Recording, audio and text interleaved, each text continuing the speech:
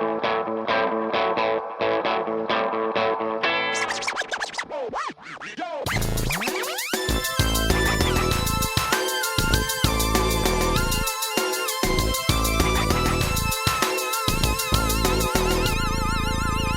to How We Heard It, the podcast about music, pop culture, movies, and more, with your hosts Wayne Bledsoe and Chuck Campbell.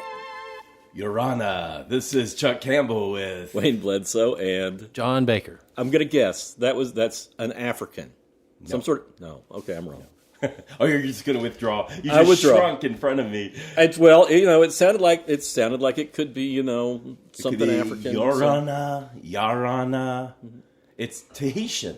Oh, Don't you know okay. Tahitian? So in Tahiti, they speak French. It's a French territory. French right? Polynesia. Yeah, and of course everybody there can pretty much speak English. But if you know native Tahitians, that's how you say hello to native Tahitians. Okay. Do you think they make really sweet red punch there?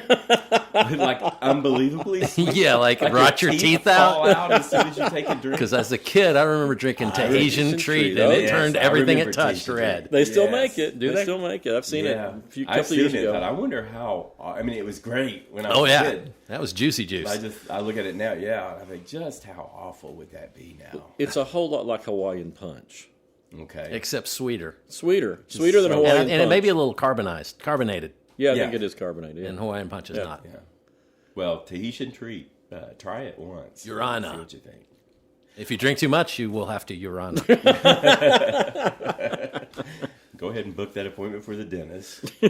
Okay, so when we're recording this, it's early, but when this goes up, it's going to be into November, and we anticipate Thanksgiving's going to be just around the corner. And so that's the time when we all think about gratitude and songs about gratitude, and when I started looking at this, I thought, well, some of them are just spelled out thank you type songs where it's just real blatantly clear, and some are more subtle or more implied gratitude. You can tell from the tone and the lyrics and everything. I'm kind of interested, though. I mean, I know you guys probably do a little research. I don't normally do research. I like to just go with my gut. But do you guys, does something pop into your head immediately before you start even looking? Yep. I want to know what those are. Oh well, I'll tell you my first one. This is the most thankful song I know. Christabel and the Johns. The song just called "Thankful," and it's almost zen. She's talking about floating along on the river and just being thankful for her life. Okay. And it's just this great peaceful song, and it ends with a mantra. Okay. I'll have to look that one up. It's great, and it's just like you get into it, and you're just like, yeah, I get this. Yeah, I'm thankful for little things, and just make me happy. Well, for me, the first thing that came to mind was "Thank You Next" by Ariana Grande, Okay. because it has "Thank You" in the title. It's 2018. It's a real sweet song, and it's an interesting spin because she's talking about her exes. She's got like 4 or 5 ex-boyfriends, and she's talking about each one, and she's thanking them. She goes, "One taught me love, one taught me patience, and one taught me pain. Now I'm so amazing." So she's just looking back at what she learned from each bad relationship or broken relationship and moving on. And I thought of some other songs that are, I'll mention them later, but they have "Thank You" like in the title. Right. Yeah. So, Well, the one I came up with just top of my head was Sam and Dave, and I Thank You. Right. Just good old Stax funk song. yeah. I love that song. Yeah. Been covered by everybody. Yeah, it's a great song. ZZ Top had a hit with it, and They did? Yep. That may be the first version of it I ever heard. Yeah, that's the real kind of garagey sounding, kind of nasty one. And Sam and Dave's, you always expect it to be faster, and it's pretty slow. Yeah. But yeah, I've got a really good version of. The name just went out of my head. The guy that played steel guitar, Robert Randolph. Oh. He's got a real good version too. Okay. Well, I just think it's telling what your brain goes to first. Yeah. Okay. Well, so I'm doing songs. I don't know. We just all came up with our own little parameters or whatever. But a lot of my songs are maybe about family or chosen family, some friends, some relationship and everything. But family songs when I could come up with them. And like I say, some are direct and some are indirect. Right. And some are very straightforward, uncomplicated. And some songs are kind of trickier, and it's not as... Yeah, did you come across some of that? I've got a couple that are really kind of depressing songs about just, thankful that things aren't worse. Right. Yeah. Okay, well, I've got mine kind of all over the map. I put them in chronological order, but... I didn't do any chronological order. Mine are totally all over. That was the only way I could figure out how to list them. And, I didn't do the thing that I always do where when we're doing songs to represent something, I have like over 100 to start with and over 50 when I come in here. It's like I wasn't planning to get to the last 10 minutes and have to fly through 40 or 50, So. Well, don't think that I'm going to gum up the works here because this is what I've got. Okay. One screen. Half a screen. Half a screen on your phone. That's cool, though. I mean, we can talk But I have some others, too. Leslie's father-in-law, he's always really interested in this. And today he sent me a text with like 4 or 5 other songs that he thinks would work. So Bob's an honorary member. We need to have him on the episode. Yeah, we all have our consultants and everything. Yeah. Sarah, Wayne's girlfriend, she's actually our top consultant for looking for a topic. She's come been up really with some good. of the best topics, like off the top of her head, which is awesome. My friend Ray down in Florida, he listens and keeps me on the straight and narrow and from screwing up. He always, he's very nice. He's perfect, a perfect friend. So, so thank you, Ray. I don't know. I've got. I can just go backward in time if you want. Just do it. All right, let's just go for it then. Okay. So in 2017, Harry Styles of One Direction. What? Harry Styles, One Direction. He did a song in 2017 on his debut album called "Sweet Creature," and it's about his sister, and it's acoustic guitar tribute to his sister. He just songs like "Wherever I Go, You Bring Me Home," and it's just very. Tender, kind of nice, unexpected, after the boy band business and all that he did. Just to hear him solo singing about his sister was pretty cool. That's cool. Well, I'll go back all the way to the Kinks. 1967 or 68, actually. I think 68. It's a good year for the Kinks. It was. But the song Days. Thank you for the days. And it's all about just thanking somebody for the good days that he had with this person. It sounds like it's a relationship that's probably over. Yeah. You don't know if it's, somebody has just moved on or died or whatever, but it's just very sweet, just thanking them for, those good times that they spent together. I think Kirsty MacColl does a cover of it. She does a great version of it, yeah. Okay. Whoa. How about this? Would Lola kind of be a gratitude? I mean, doesn't he say, I'm glad I'm a man, and so is Lola. Yeah, I mean, it is straight out says it right there. Yeah, well, the Kinks... That was the big punchline, I think. I mean, there were several. That was the reveal. That was the reveal. Well, that was the thing. That's the great thing about that song is people expected it to be just like funny. And no, it was really affirming. It was like, okay, there's different strokes for everybody. I know what I am, and I'm glad I'm a man, and so is Lola. Yeah, I was like, oh, wow. Yeah, pretty revolutionary for 1970. For sure, yeah. That'd be revolutionary now, honestly. These days, especially. These days, right. But but the Kinks have a lot of thankful songs. They've got Good Day, which is, just about it's going to be a good day and, appreciating what a good day it is. And, Till the End of the Day. A song about, baby, I feel good from the moment I rise, feel good from morning till the end of the day. Okay. So it's... I've got some of that. I got some of the just happy about life type songs, too. There's one actually... And those are really hard to write. It's easy to write songs that are negative and dark. Yeah. But when you write something happy, it disappears as soon as you look at it. Yeah. Rita Ora, she wrote a song for Beyond the Lights and was nominated for an Oscar in 2014. She's a British singer, and she's talking about the song is called "Grateful," and she talks about I'm grateful for the storm, made me appreciate the sun. It's just all these lines about if all these bad things hadn't happened to me, then these great things wouldn't have happened to me, and it's very grandiose, kind of theatrical. I'm not sure how many other Oscar-nominated songs we're going to have in this bunch, but that was a nice stand for her, because she's been bigger in Britain than the U.S., but she's a pretty big modern singer. Yeah. How about You probably already got this.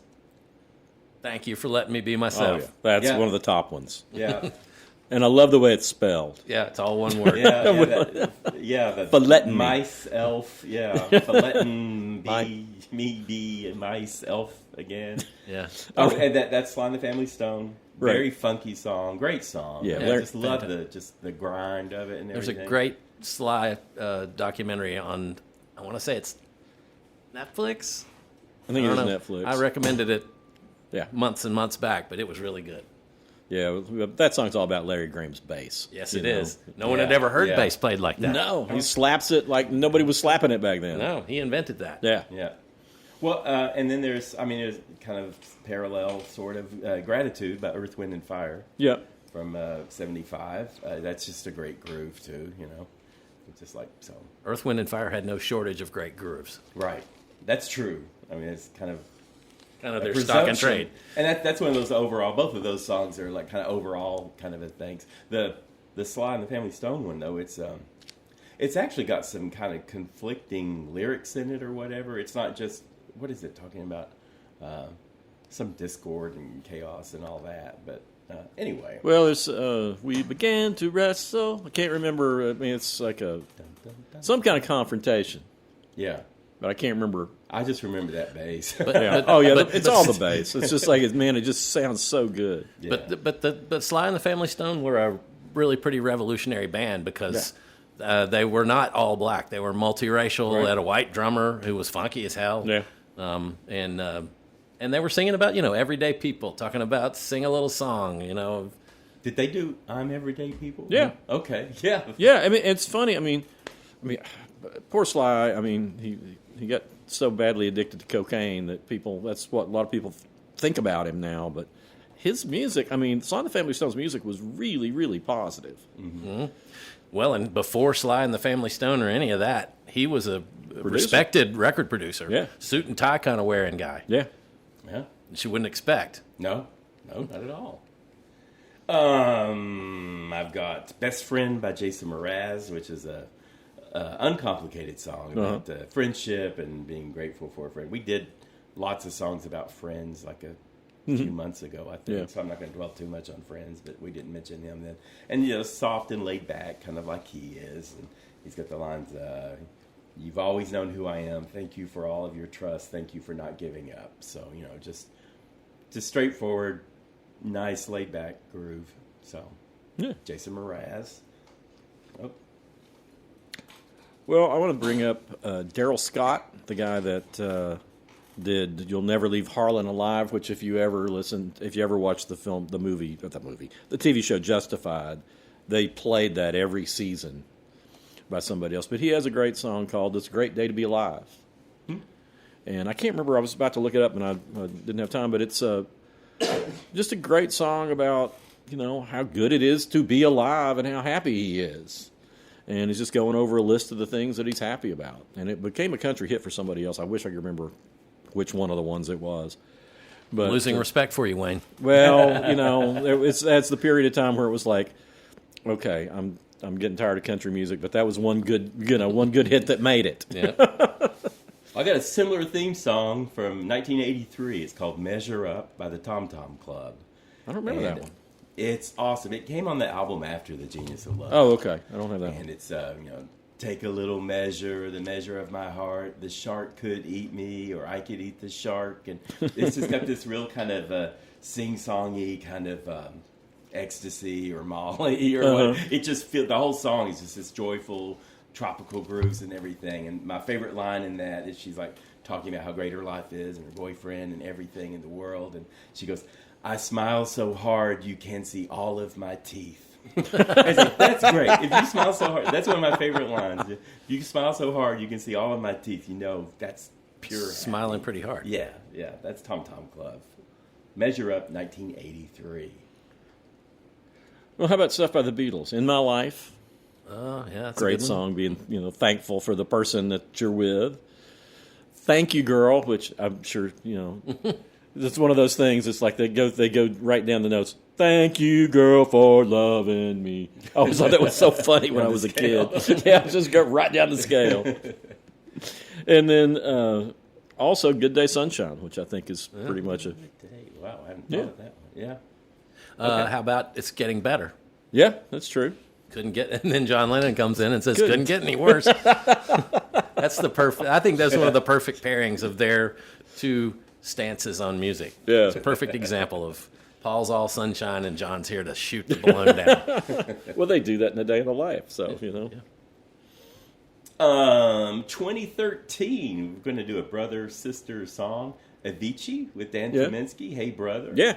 Because he also has the Hey Sister, he has those lines too. Right. It's about just being there for someone. What does he say? He goes, if the sky comes falling down for you, there's nothing in this world I wouldn't do, you know. So it's just it's an awesome song because Yep. it was electronic meets, I guess he's Americana or bluegrass or... Well, he's both. I mean, he's the guy who sang in "Oh Brother, Where Art Thou," "Man of Constant Sorrow," and he was also the guitarist and sometimes vocalist with Alison Krauss in Union Station. Right. And these may not be literal brothers and sisters. A lot of times we're talking about chosen family and stuff like that. But I remember when it came out, all the Avicii fans were like, who's this guy singing? And then the Kaminsky people were like, what's this song that Dan's doing? You know? Well, when he called Dan Kaminsky to do it, Dan Kaminsky was like, who is this guy?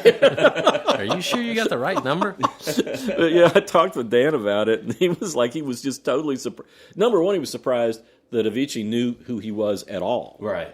And that Avicii knew everything. You know, he was like... But he specifically called him up out of everybody to do that. It was like, it's a total surprise. Yeah. It was a great song. It was a great match, you know. And very, very uplifting song, I think. You got more uplift or? Well, I've got, Thank You Friends by Big Star. We brought that up before, but that's we brought that up in the Friends. Okay, yeah. Well, podcast. And Thank You for Being a Friend, Andrew Gold. Yeah. He brought that out in... It's the Golden Girls, isn't it? Mm-hmm. Yeah, it became a Golden Girls song. It was Andrew Gold started it in 78, and then the woman, I think her name's Carolyn Fine or something like that, sang it for Golden Girls a few years later. But Well, one other thing about the Thank You Friends by Big Star before we leave it in the dust is that Alex Chilton always seems so like sarcastic and snide that I have kind of a hard time. I mean, he seems really sincere when he's singing the song, but I don't think of sincerity's not his long game, if you know what I mean. He's usually kind of making fun of something. He is kind of, but I do think, like Take Care, I think that's a sincere, sweet song that's on the same album. They're both on third. Yeah, which is a troubled album. Yeah, I mean, Holocaust is just a heartbreaker of a song, but, overall, I think that was an element of him too. I think he was thankful. He became like a tree surgeon or something when he moved to New Orleans from Memphis, and he was doing physical jobs and stuff, not making music. And I think he was a guy that seemed thankful for stuff. People were always talking about, I remember reading the thing about somebody dissing the Box Tops because they thought that he wouldn't, like the music he did as the Box Tops, and he said, I really love that music. So, well, as an aside, I worked at Cat's Music in Memphis, the biggest store in there, and whenever he would come into the store, all the other employees would run away because he would ask for the most bizarre stuff, and that was back in the day. It was before computers. It was like they had the phonologue, that big pedestal swivel book that had all the things that were in print and a bunch of stuff that was not in print. And he'd ask for something, and I would go through the motions and look it up and find it and fill out a special order for him. And I think at first he'd come off kind of gruff, but once he realized I was trying in earnest to get this record for him, he was pretty nice. Yeah, most of the things I've read about him, he seems like he's, good, appreciative kind of person. Okay, anyway, sorry, that was an aside. That's all right. But I'm grateful for Alex Chilton and Big Star.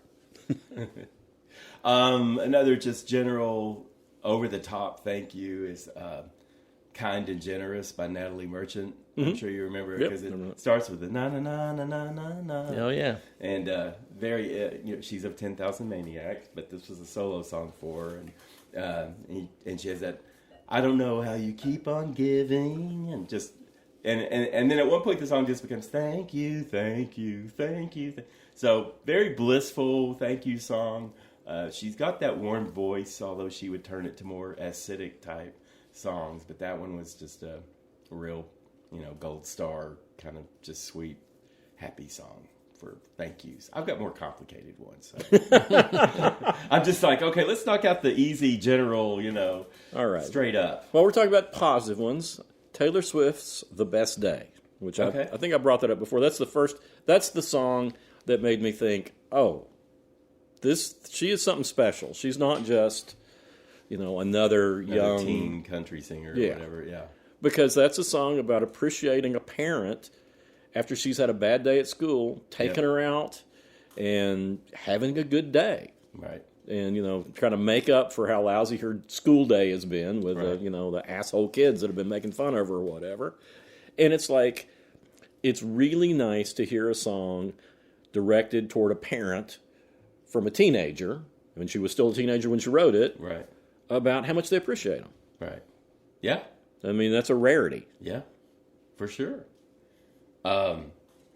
Speaking of best day, so this one's a little complicated because in 2000, Dido, the British singer, came out with a song called "Thank You," and it's all about like she sings, just being with you is having the best day of my life.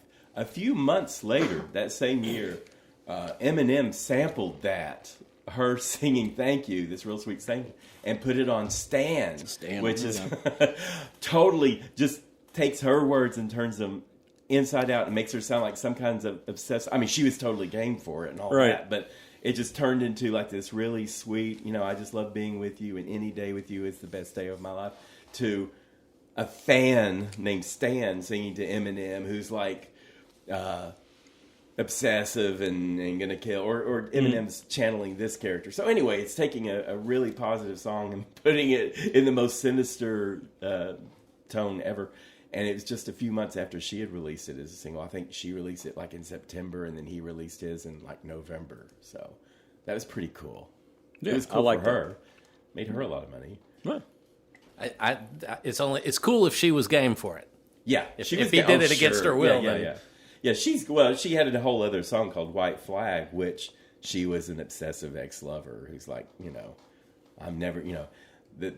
She's never putting her white flag down on our relationship, blah, blah, blah. So anyway, she's a very complex person. So I think a simple love song that she had probably wasn't enough. And it was good that Eminem came around and turned it inside out. I like when people do things like that. Yeah, I do too. I got an oldie. What? Thanks for the memories. Yep. Bob Hope. Oh, wow. Yeah. Yep. I've got Bob Hope doing it, but I think my favorite version is Nielsen on his album "Little Touch of Schmielsen in the Night." Oh, I don't think I have that one. Yeah, it's all standards. It was one of the first, covering pop standards from the 50s or from the 20s through the 50s. But yeah, that's a great song. I think Elton John's "Your Song," that's all gratitude. Yeah. Yeah. Like how wonderful life is that you're in the world. I hope you don't mind that I put into words how wonderful life is now that you're in the world. That's a great lyric. Yeah, that's a fantastic lyric. And it's my favorite Elton John song. Well, it's one of the best love songs of all time. It's great. And technically, I guess it was theoretically about a friend, and he says something about... Was it? I thought... Yeah, well, he's got the line in there where, like, if I build a house, boy, if I could, da-da-da-da. I don't know if he's saying how he's using boy, but I looked it up, and it seems like he was saying it was a friendship song. It's also kind of a love song. So anyway. Well, Bernie Taupin always wrote the lyrics. Yeah. Yeah, I always thought, well, I don't know. Yeah, I think Bernie said one thing and then he said another. You can't trust these people. You can't trust them. You just assign whatever meaning you want to a song because they'll shift and twist with the wind. Well, the other song that's a really gratitude is "Someone Saved My Life Tonight," which is nowhere near as good as your song. Right. But I think it was because Bernie convinced Elton not to get married to this woman. Oh, okay. But that was definitely somebody convinced him not to get married to this woman he was about to get married to. Oh. And that's what that song's about. I guess Bernie knew the score, huh? Yeah. And Elton didn't? I read his book. I'm sure Elton did, but I think he was just resigned to, well, this is what I got to do now. Elton didn't really know until he was an adult. Really? Yeah. I mean, that is, if you believe his autobiography, and I do, because he seemed pretty honest about everything, he hadn't figured it out until he was an adult. Everybody else knew, but until before he did. Which is kind of crazy. Yeah. I don't know where to go from here. I'm just like bouncing around. Well, Got another oldie. okay, go for it. What a Wonderful World. Oh, yeah. Louis Armstrong.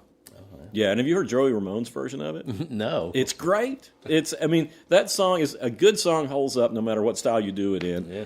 And Joey Ramone does this really sweet rock and roll Ramonesy kind of sound to it, and then it's great. But yeah, I mean, you can't beat Louis Armstrong's, but Joey Ramone comes pretty close. Wow. Well, And that was released, I think it was released after Joey died from cancer. He would recorded that album, and I don't think it came out before he died. no. Okay. But it's good, and his version of "What a Wonderful World" that was like a single, and there's a good video for it that had that Michael Pitt guy that used to be on Boardwalk Empire that got fired from Boardwalk Empire because he just couldn't stop being a jerk. I got a couple of more fairly recent ones. Okay. One Republic, Ryan Tedder, who's like one of the top songwriters, working today. Mm-hmm. He's also the lead singer for One Republic, and he did the song "Good Life," which is just manifesting joy for your life and for everybody's life. It's real winning. It's got all the pop trappings that he can do that can really just draw you into a song, whether you want to be in it or not. The Rihanna song, Umbrella, that was like one of her first biggest hits. That was totally about friendship. I mean, she even says, now that it's raining more than ever, know that we still have each other, and she's just talking about shielding a friend from the outside strife. And then she added the A in there, which was nice. I mean, that's a Rihanna touch, But that was from 2007. Jay-Z was in on that. He kind of launched her, or it helped launch her. I've got a Gwen Stefani song that I like called "Cool," because she says, "I know we're cool," and it's from 2004, and it's got a great perspective because she's like, she's moved on and she's gotten married to somebody else, and she's singing to an ex who's also moved on and has a girlfriend, and she's like, I'm glad, that you're with somebody new. And then she's saying, but you can't remember to use my new last name. And she goes, and she just keeps saying, but I know we're cool. I know we're cool. I know we're cool. And the whole time you're like, they're not cool. And she's still kind of feeling it for him. The more you say it, the less I believe it. Yeah. And that's kind of how it goes, because it's got this cute little "I know we're cool" line that she says in there. And it's like, she's looking back with regrets. But it's an expression of thanks, even if it's right. And gratitude, even if it's not true, and would be wants more of that. What do y'all think about Etta James' "At Last"? Oh yeah, because that's just totally I'm not sure what all the lyrics are, but the title alone when she's singing that's. Well, it's been waiting for love, and here you are, and it's like At last. Yeah, I think that's a gratitude song. I think Queen Latifah may have done that. Really? I think so. I don't know. It just hit me because Queen Latifah did kind of an old standards album. Oh wow, a few years ago, and it was like really good. And I thought she should do more of that. The best person I know that covered that song outside of Etta James, and I was going to bring him up with a couple of songs, is Con Hunley. And the thing is anytime a woman would sing "At Last," you're always thinking, well, this ain't Etta James, right? But I like it when different genders sing songs associated with the other gender. Yeah. Because it makes it different. And when he does it, it's like, oh, okay. Like when the Blues Brothers play "Stand By Your Man." Well, or Lyle Lovett does "Stand By Your Man." But Con also had on his some of his later albums, he's got one called "Be Happy for What You've Got" and "Have a Good Day," and both of them are about appreciating, what you have, and how good the day is, and just appreciate being alive. Yeah, and that goes along. The "Be Happy with What You've Got" is not the same song as William Devon from about 1967 or so Be Thankful for What You've Got, which is a great soul song. It's the same thing. It's like, you may not be rich, you may not have this or that, but appreciate what you have. Yeah, absolutely. And Queen Latifah did Outlast in 2014. Interesting. I'll have to hear her version. Yeah. How about the Beach Boys? God only knows. Yeah, I think that's a gratitude song. Yeah. I didn't bring that one up because I bring it up so often. Yeah, me too. And every time you do, it's like I always think, should I mention this time that Olivia Newton-John did a great cover of that? She did. I finally did hear that. Yeah, she did do a good job on it. But it's also one of those songs. It's just like the song is so strong. Yeah, If you're a good singer and you feel it, you got to be just a wretched singer to screw that one up. Yeah. But she was not a wretched singer. No, she was good. I've got a fan one for the boy bands and everything. Larger Than Life by Backstreet Boys. People don't realize that was a song for their fans, and they were talking about I may run when I see you, and they're all dressed up as like computers and everything. But it's really, every time we're down, you can make it right. So it was a song. I mean, you got to target your fans when you're a boy band, right, and make them feel special for So that was a little calculated, but. That was their Wind Beneath My Wings song. Yeah. I would take it over Wind Beneath My Wings. I would take Screaming into the Abyss before. So Yoko Ono? I listen, I defend Yoko Ono. I get why now. I think Yoko Ono's cool. I do too. I'd rather listen to Yoko Ono for weeks than listen to Wind Beneath My Wings. Well, Alanis Morissette also had her song called Thank You. And I think it was inspired after she took a trip to India, and it's got very kind of unexpected lyrics because of the things that she's giving thanks to, which is a lot of negative things too.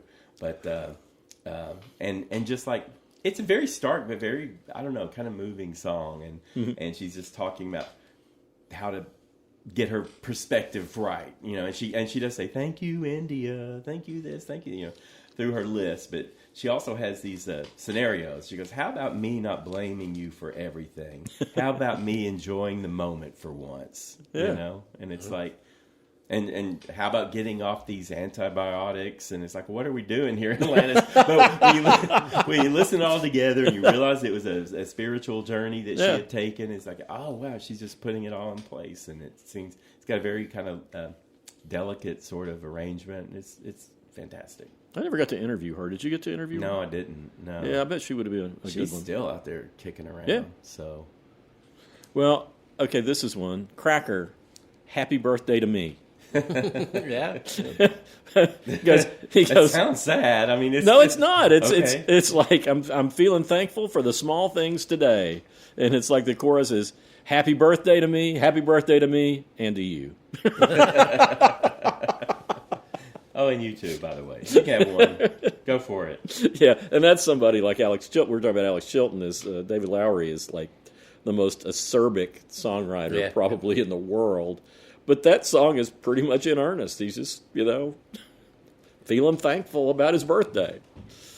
I've got an oldie. Oh, good. And I've never talked about this. I don't know if we've ever talked about this, but It's just an old song that just makes me happy. The very first time I heard it, it made me happy. What? And it's Love Grows Where My Rosemary Goes. Yeah. By Edison Lighthouse.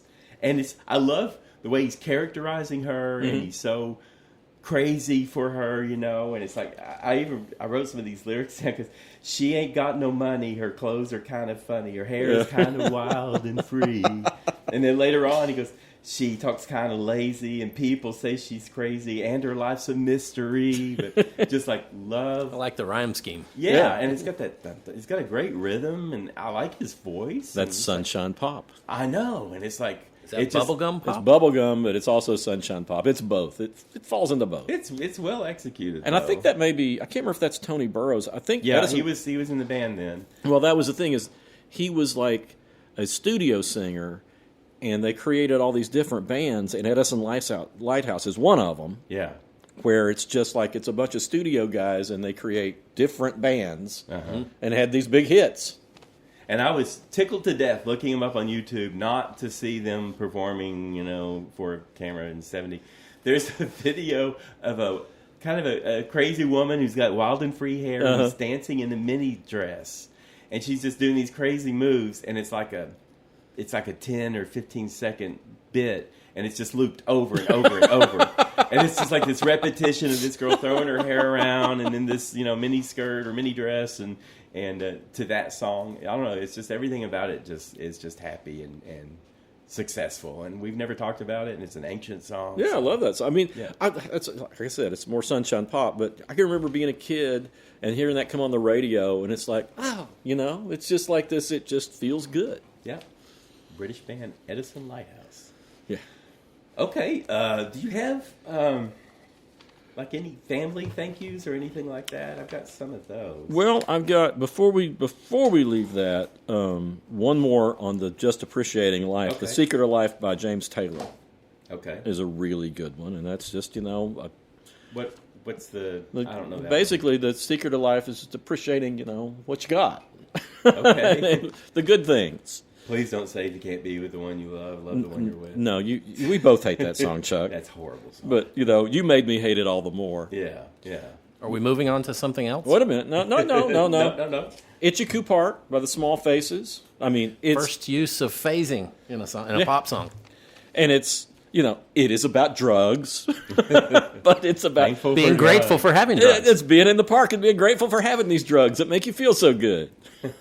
But it's another one that comes on, and it just it just seems so happy and positive, and it's all too beautiful. Another one that makes you happy immediately when you hear it is Kool and the Gang Celebrate. Oh yeah, Yeah. I'd go with that. It's a celebration. And I'm surprised you haven't brought up Fairport Convention's "Oh Be Thankful." I don't know that song. It's a Richard Thompson song, Well, and Richard and Linda did it after Fairport Convention broke up, or he left Fairport Convention. But it's one of those classic Richard Thompson songs that sounds like it could have been written in the 1600s or something. Yeah. But it's really pretty, and it's just a song about being thankful for what we got and gratitude.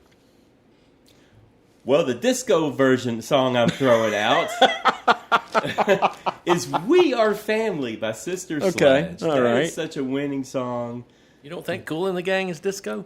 Oh, yeah, I guess so. Well, my disco. It's How about early this is disco. My disco. Yeah, this is later. This is 79, so Sister Sledge came around. But it's like, "We are family, I got all my sisters with me."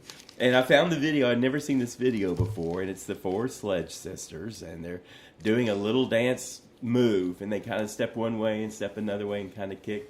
One of the sisters, the tall one, she can't be bothered.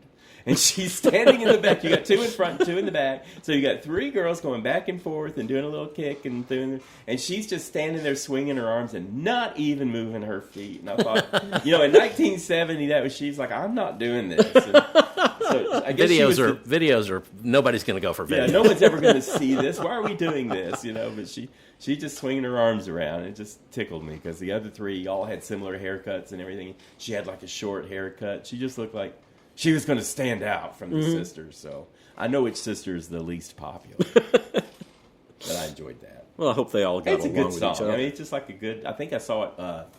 I don't know why, but Private Benjamin. Do you remember that?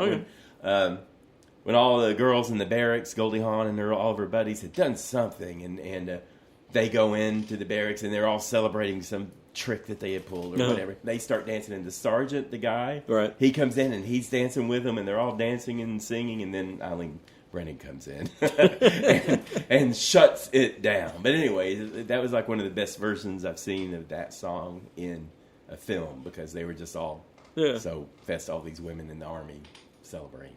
Well, I got a family one that's totally the opposite of disco. Okay. A singer-songwriter, Malcolm Holcomb, and he has a song called, he has a lot of songs that are about gratitude. He'd had substance problems and got better, got a great marriage, became a pretty happy guy, and a great guy to talk to. He died a few years ago.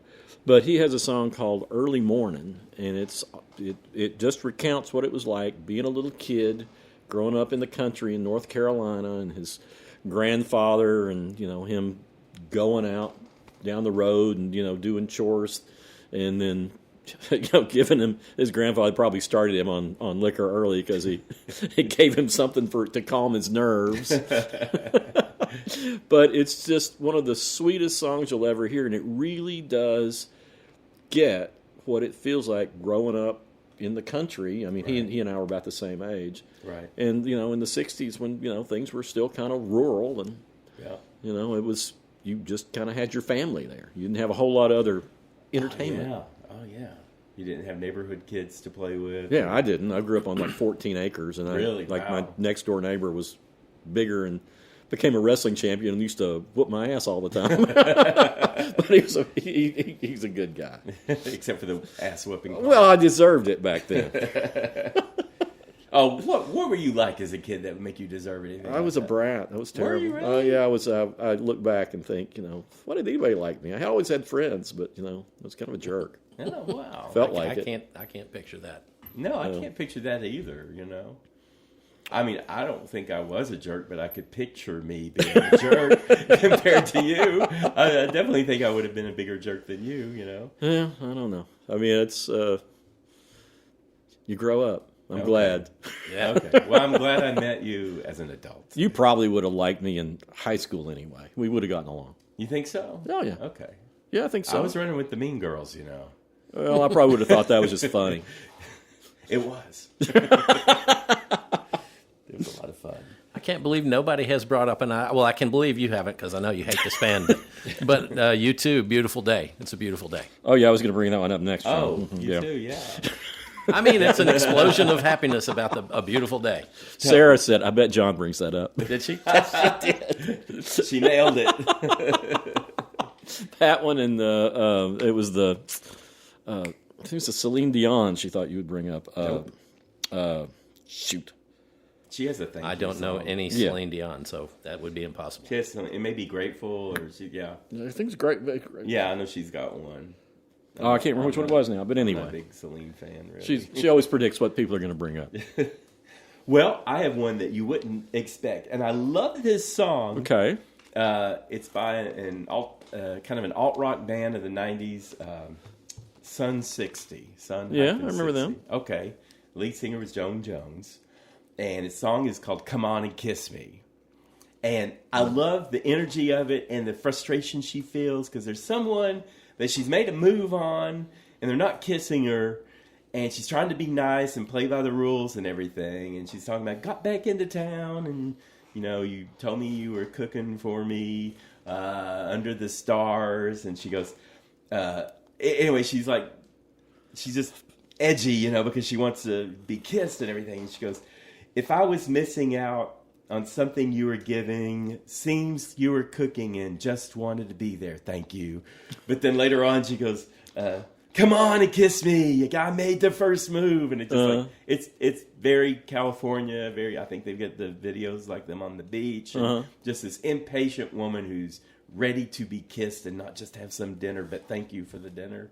So anyway, Food's great, but I'm Randy. yeah. Awesome. We don't need dessert. I'll be dessert, Well, I've got two that are like questionable great gratitude songs. Okay. One is "Pretty Good Day" by Loudon Wainwright III, which is about I think it was written when the Baltic Wars were going on. The Balkan Wars, rather not the Baltic, Balkan. And it's basically talking about, woke up, didn't see any dead bodies. There were no missiles headed toward my house. It's been a pretty good day. And it's like, it's very somber and pretty, but it does make you think about the stuff that you take for granted, living in some place, at least at the moment, that, we're not having that kind of conflicts. Yeah. At least not in our neighborhood. Everything I've got left are gratitude songs, complicated and uncomplicated, about moms and about dads. Interesting. Well, I was kind of trying to pick out family ones for Thanksgiving, So, but and some of them are direct, and some of them are not direct. You want to start with moms or dads? No, go for it. Or complicated or uncomplicated? Or well, I have "Father of Mine" by Everclear from '97. And yeah, it's very bleak. But if you listen to the whole song, Art Alexakis, he's the lead singer. Right. And his father left him and his mother when he was a boy. Yeah. And he talks, like the opening verses and everything are about, I thought the world was built around you and I never had more fun than with you or whatever, and I loved you and everything. And then just the bitterness of Dad walking out on him, right, and his mom, and just leaving them alone, and how hard it was to grow up without a father, and how debilitating that was for his growth and all that. But then it flips around, and he says, "I'm going to be the dad you weren't for my daughter. I've got a daughter now, and I'm going to be the dad she deserves and that I needed." So it's very complicated because it's not, Dad wasn't such a great guy, although he was the perfect dad until he up and left. And he also, I guess, beat his mom too. So yeah, well, not so perfect. Right. But anyway, I thought that had enough positive points that he was taking, like the early days, and then what kind of father he's going to be. Less so, but also a little grim, is The Living Years by Mike and the Mechanics. You remember that? Yeah. It had the choir in it and everything, and it's like he had disagreements with his dad, and the theme of the song is basically don't wait until your dad dies, don't wait until someone dies before you clear the air, and all that. And it's it's I guess they're kind of I don't think they got the best critical appraisals or whatever, but I thought that song was pretty good. It had the choir in it and everything. It became a pretty big hit. I was not a big fan of it particularly, but I appreciate the sentiment. Okay. Well, let's see. I think I may have another dad's. Oh, I've got Poe. Okay, so Poe, she did an album in 2000 called Haunted. And it was about her father died in 93, and he was a director, Ted Danielewski, and he died in 93. You might know some of his movies. I can't even think of any of them right now. But he died, but he left these recordings behind of him talking to his kids. She has a brother too, and she and her brother got together, and she made the album Haunted, and he wrote a book. Her brother wrote a book called The Book of Leaves.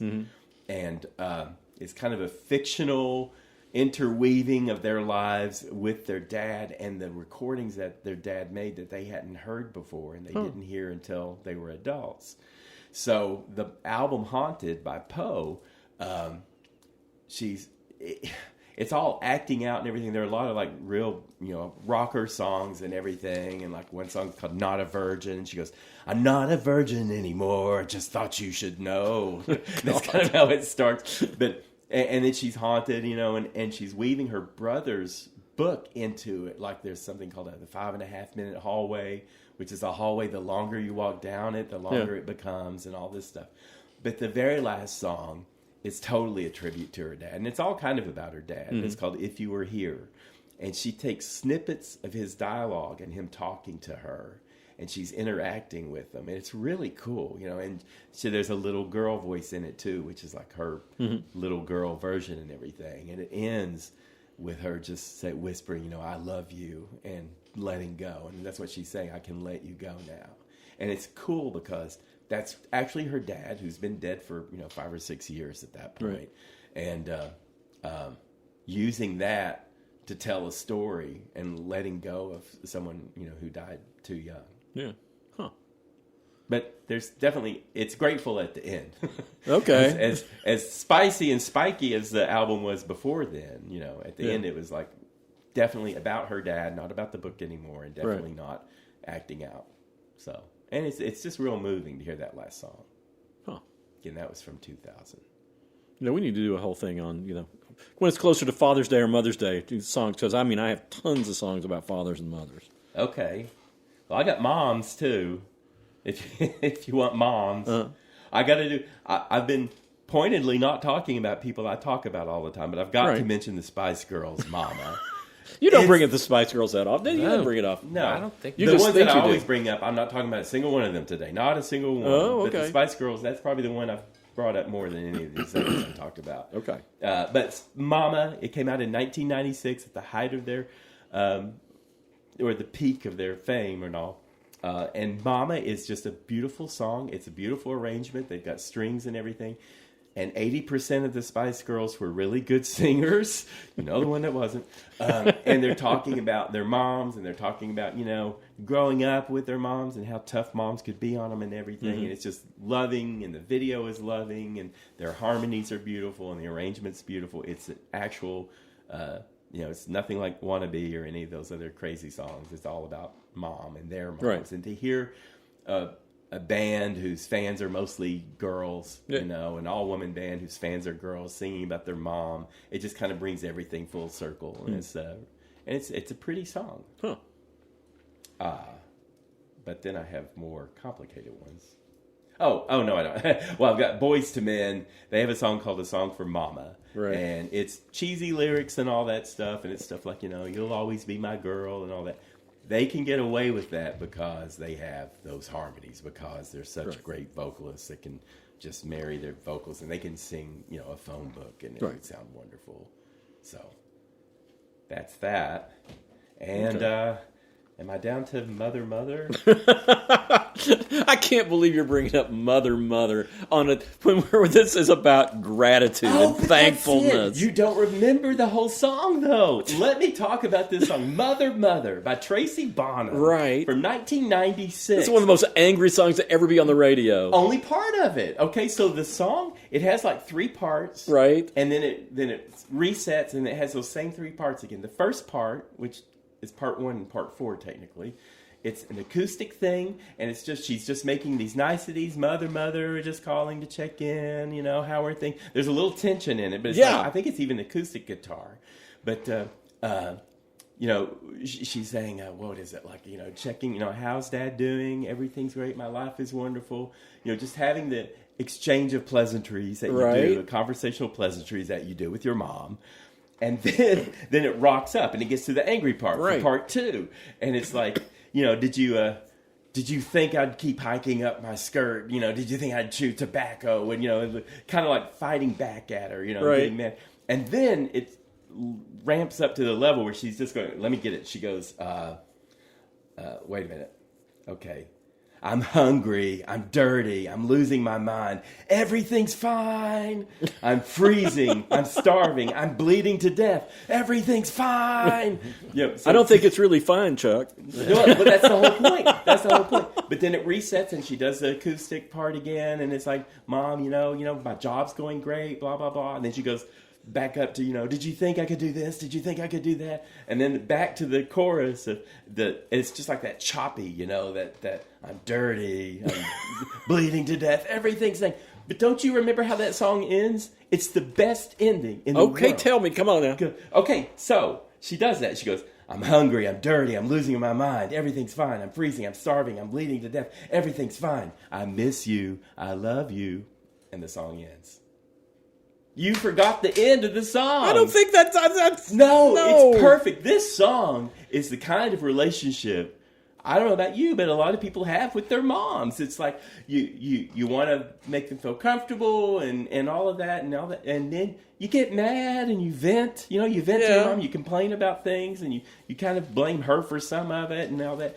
But that just, and even in the video, she goes, I miss you, I love you, and she blows a kiss to the camera.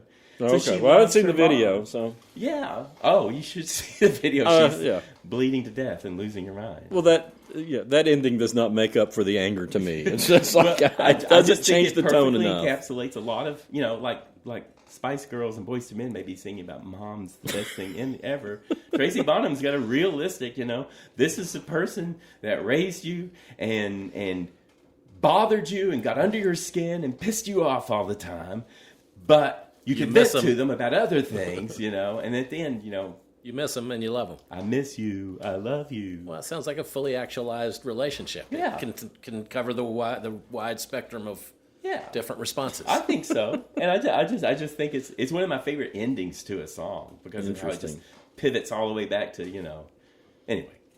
Okay, all right. Well, you go with your grateful stuff then. Well, I'm out of gratitude. I mean, the one that I had to add, it's kind of problematic. Okay. I don't know if you remember the Ben Folds song, I've Got You to Thank? I don't know. Not really.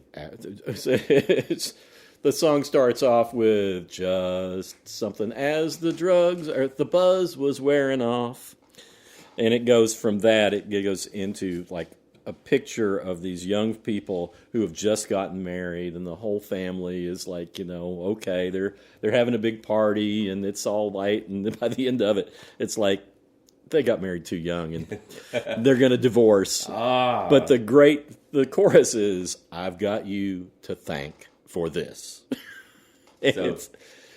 So, I mean, it's not really gratitude, but I think Tracy Bonham's a lot more grateful for mine. Well, it's got one of the best piano parts that I've ever heard in a rock song. It is just, he pulls out all the stops. It's great. Yeah. But I have some songs that are actually about Thanksgiving. Okay, let's do that. All right. My favorite I've got 5 things here, but Mary Gauthier has a song called Thanksgiving about families going to visit their loved ones in prison on Thanksgiving. And it is, I've never heard a song like this. Nobody has, I don't think has ever created this picture in a song of people waiting outside the prison and getting frisked before they go in, and all the stuff that they have to go through. And man, it is just like, it's like a little short story in a song. And it's beautiful. They're talking, I mean, she's talking about Mamaw having to get frisked, and then she has to take off her coat and get frisked again, and then, straighten herself up after this.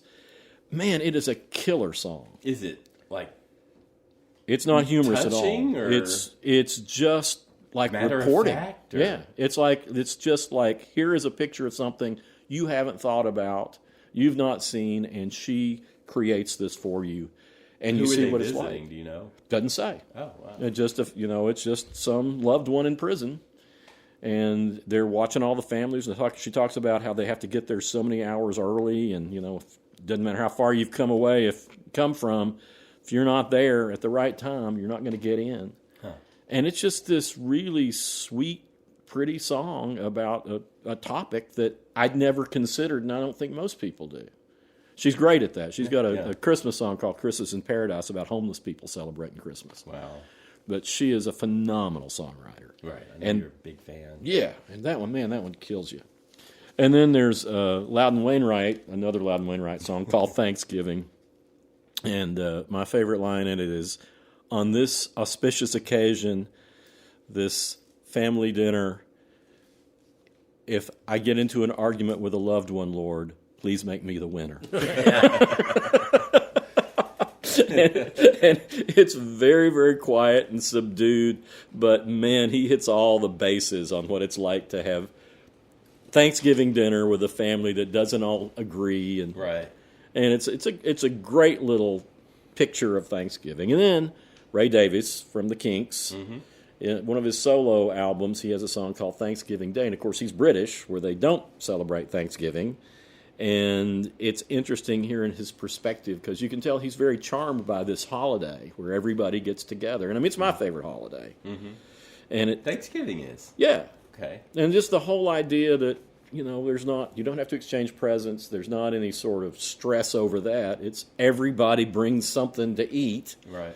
And you just get together. My favorite. Yeah, on paper, it should be. Yeah, well, I mean, my favorite. As far as we holiday. have different families. Oh, yeah, well, my favorite holiday memories are nearly all from Thanksgiving. I'm not a fan of Christmas. Thanksgiving is like, that's the one I like. Me and my daughter, I think both have that. Oh, that's great. Yeah. But anyway, it's a nice song, and it's interesting. And I love my family, and we also enjoy Thanksgiving. Yeah, well, being a little sarcastic. And Drive-By Truckers think the Thanksgiving filter is it's a little complicated. Okay. But it's still a nice Thanksgiving song. It's a little darker feel than the rest of them. You know that one, John? No. Yeah.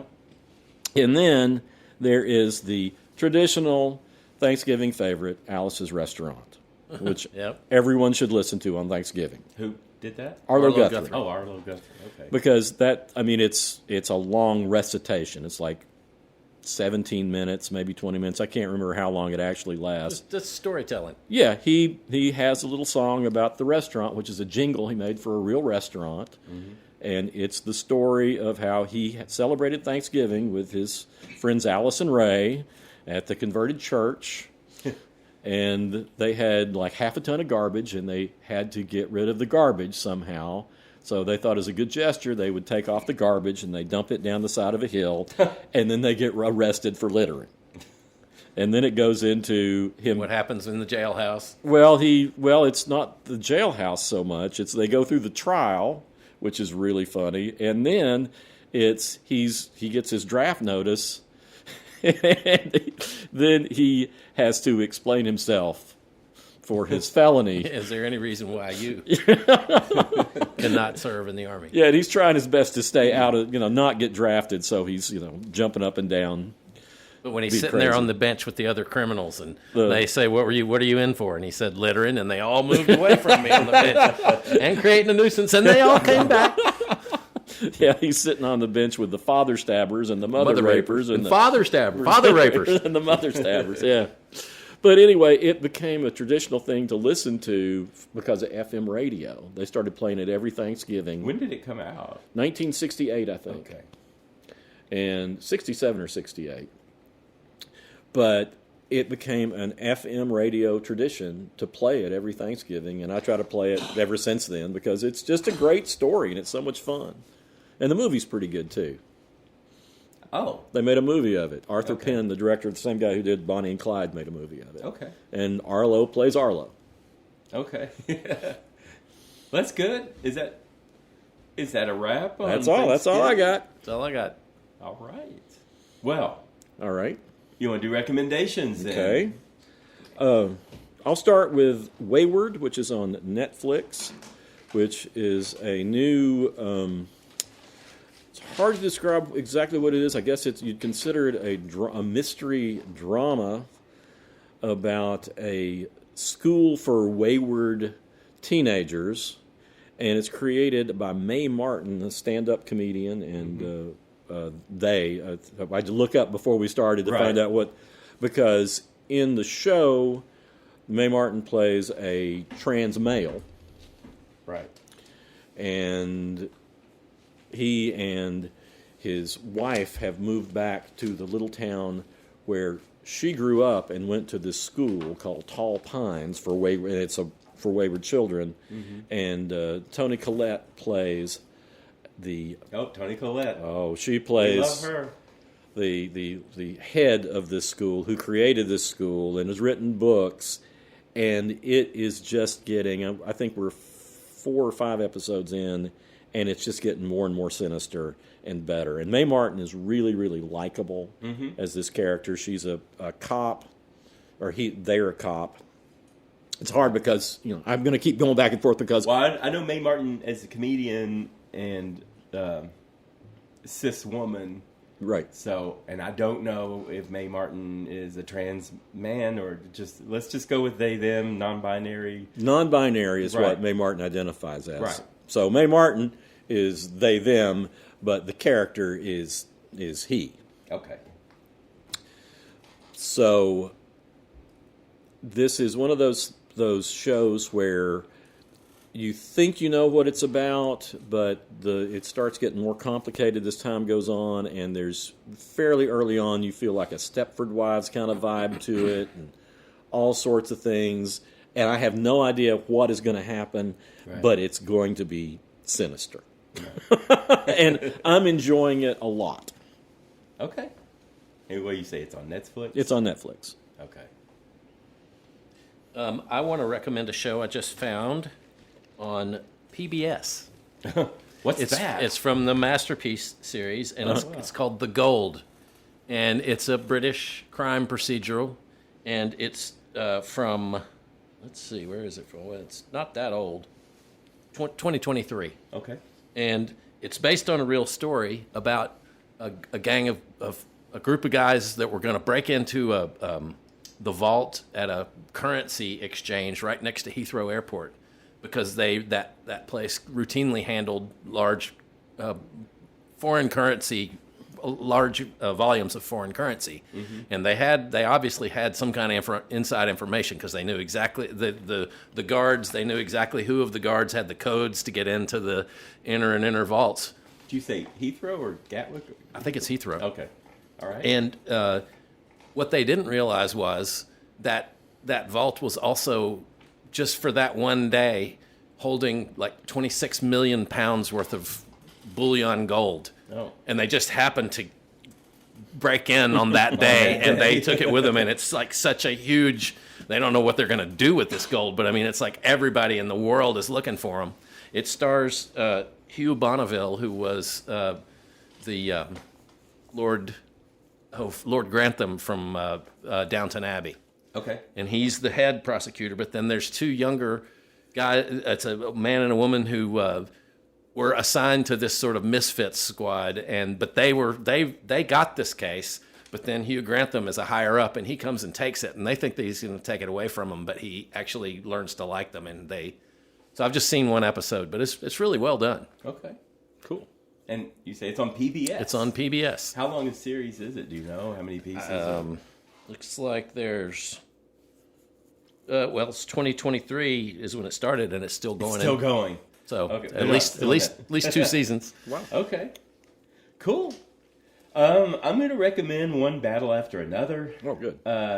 Director Paul Thomas Anderson, who did There Will Be Blood, Boogie Nights, Magnolia, Punch Drunk Love, a whole bunch of just great movies.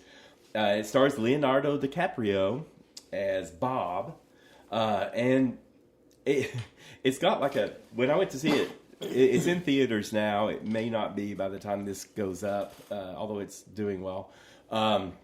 It had like a 96 on Rotten Tomatoes, and I looked today and it's at 95. And the thing about Rotten Tomatoes, that doesn't mean that it would be graded a 96 out of 100. That just means 6% of the critics would give it thumbs up. Right. So there can be things wrong with it, and there are some things wrong with this movie. One, for me, it's like 2 hours and 50 minutes or something like that, and it does feel a little long. But I've said before, I could never see another movie with a gunfight. I could never see another movie with a car chase and be just fine. Right. It has gunfights, it has car chases, but it's just real exciting. And basically, Leonardo DiCaprio, at the beginning, he is part of a group of revolutionists, activists. From the 60s. From the 60s. Yeah. It's not totally contemporary. What is it, the 60s or 70s maybe? I don't know. But anyway, it's not now. And I know a lot of people are confusing because I think their first one of the first things you see them do is they kind of blow off fireworks at a detention area at the border, the U.S. border, and you've got the activists are led by Tiana Taylor, who plays Perfidia, and Leonardo DiCaprio is kind of always running late and like one of the worst resistance fighters ever because he's just kind of a stoner and a loser and everything. But he's absolutely infatuated with Perfidia. And she's this beautiful woman. She's activist through and through, and just driving everybody. And she's actually not that likable because she's, well, I don't want to get too much into it, but the first thing that they do a stunt at the border, and then they're doing all these different things, and they're not hurting people, but they're making demonstrations and stuff, right. not protests. They don't have strangers in or anything, but like at the border, they go and they round up all the cops or soldiers at the border, and they just kind of pull them away from everything. So they don't, and the cops and soldiers go and fine, but as the story unfolds. Perfidia gets out of hand and causes some problems that jeopardize everybody, and she becomes kind of a bad guy, and she has a baby too. She has a baby when she's with Leonardo, and so she just leaves him and she leaves the baby and she just takes off. And she said nothing's more important than the cause. It's like, oh wow, Mom, really? Right. I mean, you think Tracy Bonham had problems, but anyway. and Sean Penn is in it, and I can't describe his character. He plays a Colonel Lockjaw, and he's also totally infatuated with Perfidia. And there's some white nationalism stuff, a dark group that's kind of running the government, and you can see a lot of parallels with what we're going through now with the divisiveness, but it's not like all of the government people are bad, and it's not like all the activists are good by any stretch. But it flashes forward, and Leonardo, he's still taking care of the daughter, who's like she's played by Chase Infinity. She plays the daughter's name is Willa, right? And Benicio del Toro has a great role in it too. I can't explain. He's kind of a friend of the activist. Right. And Regina Hall, she also is a friend of the or part of the activist. Anyway, it's got a lot of humor because of Leo DiCaprio being a stoner, and he can't remember passwords, and he can't remember, like if he calls someone up to get access to something, he can't remember the key words that he's supposed to say, and he gets in a fight with people. He's running around in a robe most of the time, and there is a lot of violence. There are gun fights. There are car chases, but it's really tense, and it's really, I mean, I think a lot of it's credit to Paul Thomas Anderson, that it's just developed so well, and the good acting, and it will have you hanging. Like I say, it's a little too long. Some of it's a little too bombastic, right? But definitely thumbs up. I mean, it's funny because I saw the previews for it and I thought, oh man, I do not want to see this. And then I read it's written by Thomas Pynchon, the same guy who wrote Inherent Vice, which I thought Paul Thomas Anderson did a great job on that. Right. And Thomas Pynchon, wrote Gravity's Rainbow and V and all these other, big acclaimed, right, super complicated things. And it's like, after seeing Inherent Vice, it's like, man, I'm all in. Paul Thomas Anderson and Thomas Pynchon. Yeah, I'm ready to see it. I haven't seen it because it's so long. Right. I haven't found the time yet. Right. But I plan on it. Well, I hung through it okay. I didn't fall asleep. Well, I was surprised. See, when you said that you'd seen that, I thought, I can't believe. I saw the time. I thought, I do not want to see this. We were actually going to go to a different movie, but we missed the time for that, so we did this one instead. I'm like, how long is it? It's almost 3 hours long. It's 250. Yeah. Wow. You can slip out of there around 2:40, though. I don't think there's anything in the credits at the end. I was definitely ready to get up, and leave. And I was the last one to go. Everybody's like, okay, we've had enough of it. But it was great. It had a lot of great action, a lot of twists, and a lot of different characters. Everybody's different shades. Sean Penn was the most curious character of them all. Anyway. Well, I definitely recommend that. All right. For music, I'm going to recommend the brand new album from Trisha Jean Brady called First Second Chance. And Trisha Jean was one of the singers in the Black Lilies. Black Lilies toured all over the United States. They're from Knoxville and performed on the Grand Ole Opry over 30 times. And people who love the Black Lilies, a lot of them particularly love Trisha Jean. Mm-hmm. And when Cruz Contreras restructured that band, she was not part of the restructuring. Okay. And we've been waiting on this album for a long time, and it is well worth the wait. She is a great vocalist. She's got some really good songs. And there's a lot of different... What's the music style? Well, that's what I was about to say. Yeah. The style is it's a combination of things. I mean, you think it's a little bit falls into the Americana, which I think Americana itself has gotten too restricted. But there's some it more feels like alt rock than anything else. And she's got a really good rocker voice. And she's got some real folky sounding things. She used to be in a folk band called the Naughty Knots a long time ago. It's spelled, like naughty. Right. Not. With K-N-O-Ts. The K-N-O-T. Yeah. Okay. But she's better written down. Yeah, it does look better written down.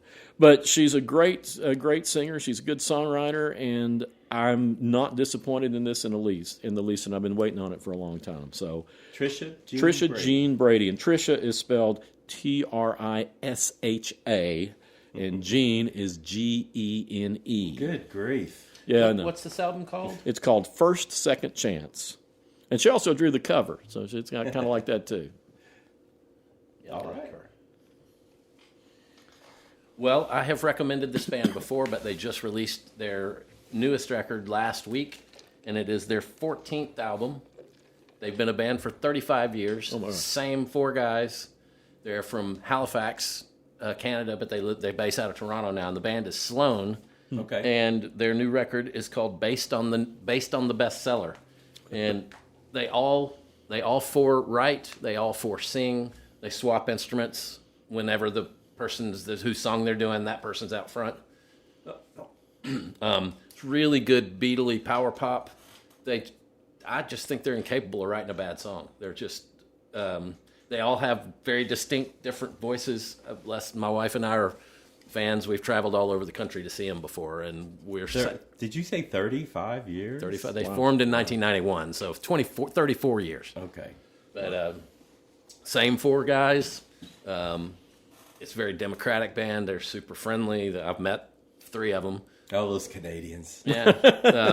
But I love all of their different songwriting styles, and they collaborate on each other's songs. And this one is as good as any of them. You can't pick a bad record.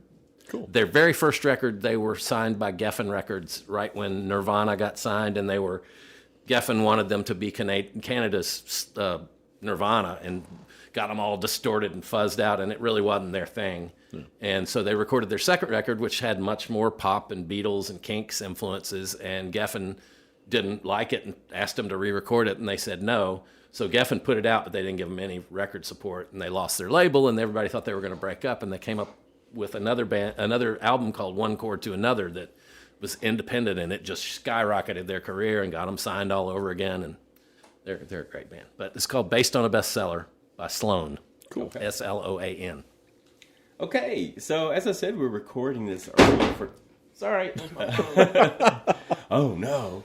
As I said, we're recording this early for Thanksgiving, so while we're recording this, Taylor Swift's new album just came out, The Life of a Showgirl, and at first when I heard that title and saw she was in some showgirl thing, I thought, this is going to be a dance album, like Kylie you were Minogue's, excited. Yeah, like Kylie Minogue's Showgirl from 2005, and they even compared her to Kylie Minogue, and they tried to create a dust-up between them, but there was no fight. But you know how they're always doing that with Taylor. But anyway, this album, of course, all of her fans have already bought it and memorized all the lyrics and got the alternative songs and everything that's come out afterward. But this is for a review for people who aren't really that familiar with Taylor Swift. And all I can say is she is a great songwriter. She does know what she's doing. She does know how to cater to her huge fan base. It's like she's going to be 36 in December. Wow. That means she's closer to 40 than she is 20. No, closer to 40 than she is 30, right? Yes. Right. Yes. Math. That's just good old math. It also means she's closer to 50 than she is to 20. So right. she's Okay. getting up there, at this. Yeah. I love how you decide this is how she's getting up She's there. almost 100. She's getting old. I'm just saying a lot of people who don't know her that well still associate her as like a teenager. Yeah, You know how that is. It's like if someone's a once pop you get star, if you never were into them and you think, oh, well, what is she still doing? She's still doing songs about, being in school and junk like that. It's like, no, she's like mid-30s and she's got this NFL dude, Travis Kelce, Right. But she does pander to her huge fan base. And I did notice like one of her songs is a high school based song, but she's looking back on a guy that she wanted to kiss and wished she had kissed him and all this stuff. And he ended up dying tragically, but she's putting it in context of being in school. I thought, she does that so the youngest fans of hers can still relate to her in high school, even though all these other songs are very adult type songs. Well, when you say something like that, Chuck, you also got to take into consideration that Mick Jagger is still, sounds like he's singing to schoolgirls too. I know. Well, yeah, It's pretty creepy. Yeah, and in the creepiest way, like he's still at the school. She's at least putting in the context that this happened a long time ago, y'all. Okay, I'm sorry. No, that's all right. That's all right. But some of the it's produced by Max Martin and Shellback. Those are two Swedish producers, and Taylor Swift, and she does all the songwriting. She's a thorough she's nobody's creation. She is her own person, for sure, and that's something that everybody can admire her for. Yeah, you got to respect that. Yeah, and when they have her listed as a producer, she's a damn producer. Yeah. She's not just getting the credit for it or anything like that. Some of the better songs on here, I think, are there's one called "The Fate of Ophelia."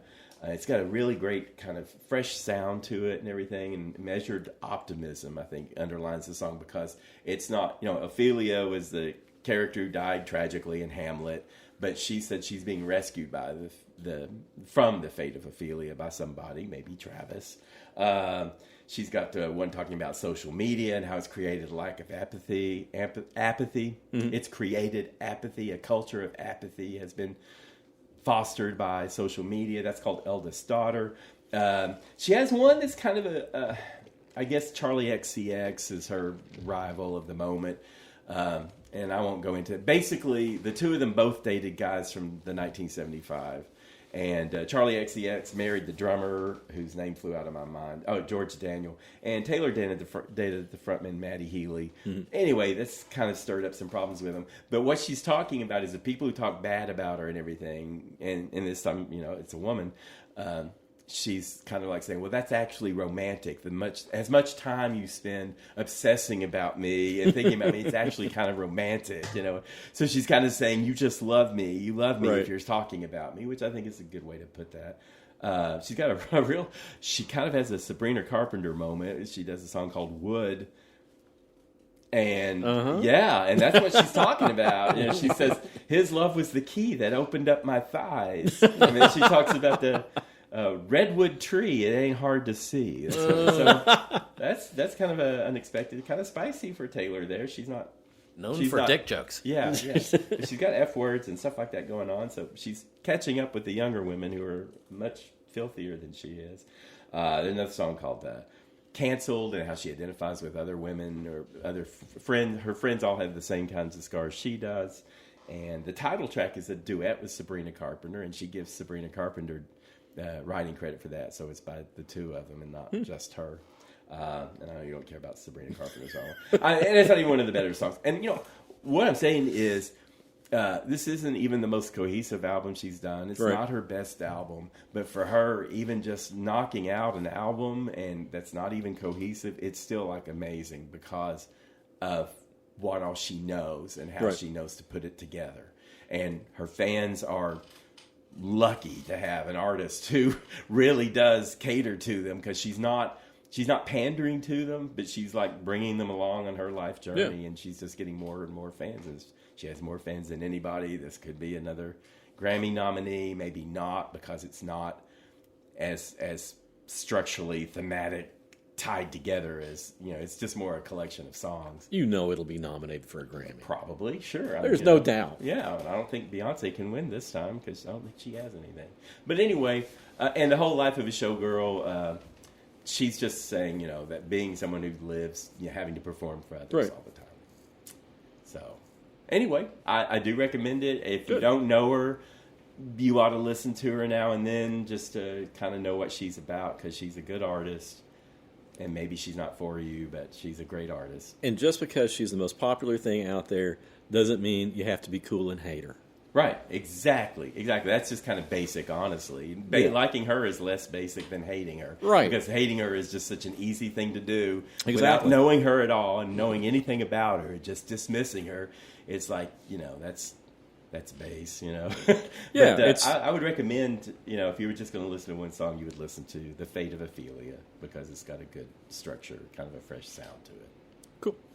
Okay, that's Taylor Swift, The Life of a Showgirl, and we are done. I hope everybody out there has a happy or good Thanksgiving, however can find something to be grateful for. Yeah, find something to be grateful for. We've all got lots to be grateful for. Yeah, and whatever your tradition is, if you have one or don't have one, just enjoy life as best you can and make the best of your circumstances. And if you have any ideas for us, you can write us at howweheardit@gmail.com. You can give us ideas. You can give us feedback. We're very sensitive, fragile little flowers. So, don't hurt our feelings. Yeah, don't hurt our feelings. We're trying so hard for you, just for you. Anyway, we'll see you later, and we'll be back next week. Thank you.